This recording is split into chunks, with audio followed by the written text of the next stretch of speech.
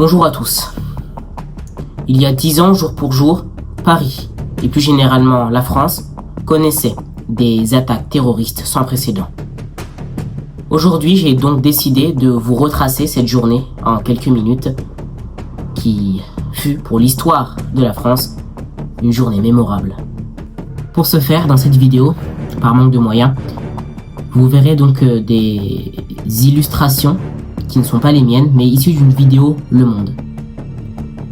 Ces illustrations sont ici pour que vous compreniez exactement ce qui s'est passé, pour que ce soit plus simple pour vous de comprendre. C'est parti.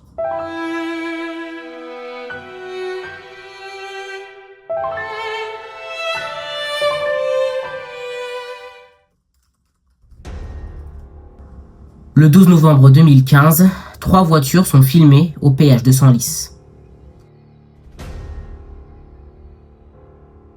Un véritable arsenal de guerre y est entreposé.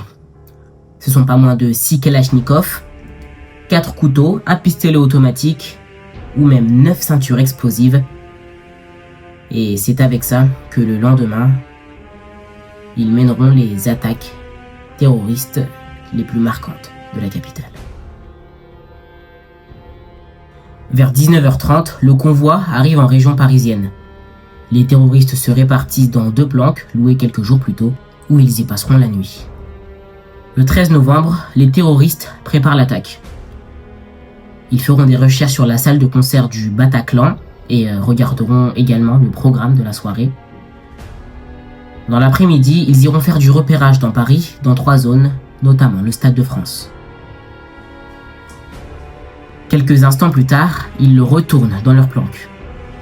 Moins d'1 heure plus tard, ils s'élanceront simultanément pour semer la mort dans la capitale.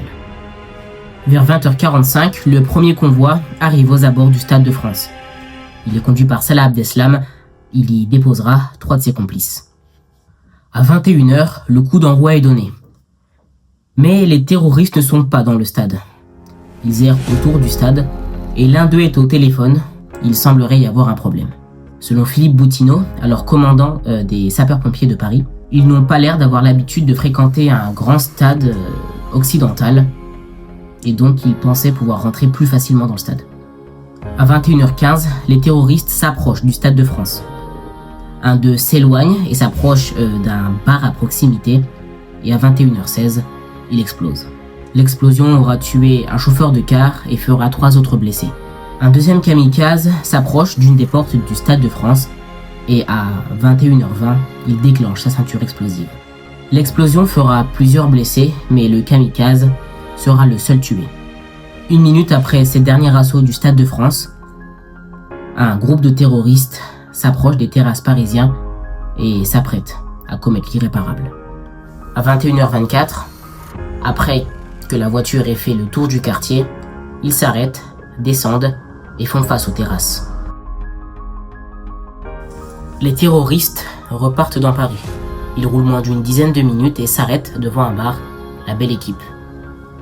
Ils tirent 161 munitions vers cette terrasse et y tueront 21 personnes. 5 minutes plus tard, le commando dépose Brahim Abdeslam devant un autre bar. Le terroriste entre, se place au milieu des clients et déclenche sa ceinture explosive.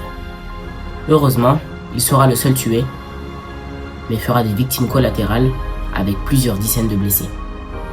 Il est alors 21h41, les attaques auront commencé il y a 25 minutes et 40 victimes sont mortes.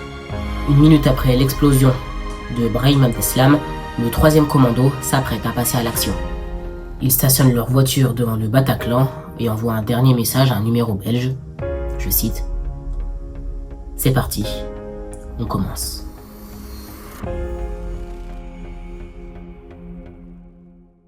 Ils reprennent leur voiture, roulent une dizaine de mètres et se mettent en face de l'entrée du Bataclan où 1500 personnes sont en train d'assister à un concert de rock d'un groupe américain.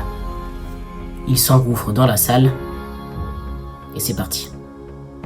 Des rafales sont tirées avec leurs armes automatiques et feront plusieurs victimes. 10 minutes plus tard, une équipe de la BAC arrive sur place.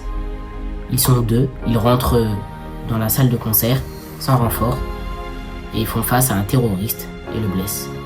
À ce moment-là, les salves de tir des terroristes s'arrêtent, mais les policiers, voyant qu'ils ne peuvent pas continuer, se replient et retournent dehors. Une dizaine de minutes plus tard, les équipes de la BRI arrivent. Cette fois-ci, c'est les gros bras. Armés jusqu'aux dents, ils pénètrent dans la salle du Bataclan. Ils extirpent plusieurs personnes de là et finissent par aller à l'étage dans un coin reculé, dans un petit couloir de loge où sont retranchés 2 terroristes avec une dizaine d'otages. L'ordre est donné de donner l'assaut et c'est parti. Les 2 terroristes seront tués et les autres victimes qui étaient présentes dans la salle sont tous saines et sauves et sortent du Bataclan. Au cours de cette nuit du 13 novembre 2015, la France a basculé. En quelques heures, plusieurs attaques coordonnées ont frappé Paris et Saint-Denis, le Stade de France, les terrasses, le Bataclan. Bilan de cette tragique et sanglante soirée, 130 morts, des centaines de blessés et un pays sous le choc. Après ça, l'état d'urgence a été déclaré, les lois antiterroristes renforcées et la lutte contre le terrorisme est devenue une priorité absolue. Ce soir-là, la France a compris que la guerre contre le terrorisme ne se jouait plus seulement à l'étranger, mais aussi chez elle. 10 ans après, les traces restent profondes. Beaucoup se souviennent encore où ils étaient ce jour-là, comme les Américains se rappelant du 11 septembre 2001. Les cicatrices sont invisibles, mais elles ont changé profondément notre société et notre manière de vivre.